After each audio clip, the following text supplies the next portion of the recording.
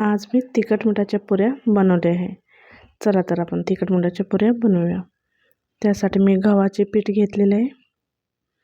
गव्हाचे पीठ 5 वाटी घेतलेले आहे. त्यात आपण मसाले टाकून घेऊया. हळद पूड टाकलेलं आहे, जिरं, व्यवस्थित असं मिक्स करून घ्यायचं आहे. आणि 1 लसूण गड्डा, 5-6 मिरच्या आणि जिरं आणि मीठ अशा पद्धतीने बारीक केलेलं वाटण आहे. व्यवस्थित असं मिक्स करून घ्यायचं आहे. परत आपल्याला त्याच्यात चवीपुरतं मीठ घालायचं आहे. व्यवस्थित असं मिक्स करून झाल्यावर आपण त्याच्यात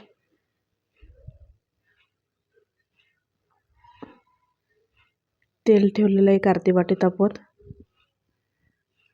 तेल तापलं की आपण त्याच्यात थोडे तीळ टाकून घ्यायचे आहेत आणि ते तीळ आपण पिठात घालून घेऊया. अशा प्रकारे पिठात घालून घेऊया, कारण आपल्याला पोळ्या खुसखुशीत होतात.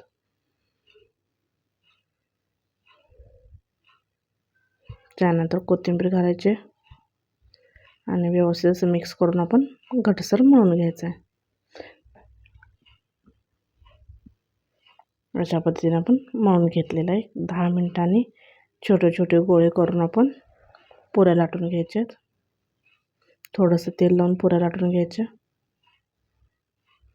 अशा पद्धतीने आपण सर्व पुऱ्या लाटून घ्यायच्या आहेत. आता आपण हे पुऱ्या तळायच्या आहेत.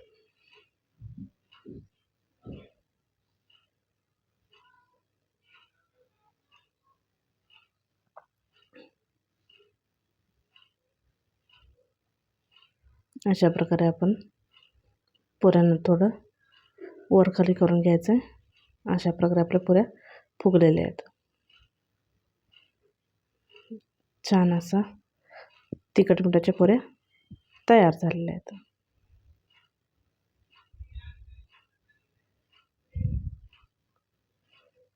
तिखट मिठाच्या पुऱ्या आपल्या तयार झाल्या.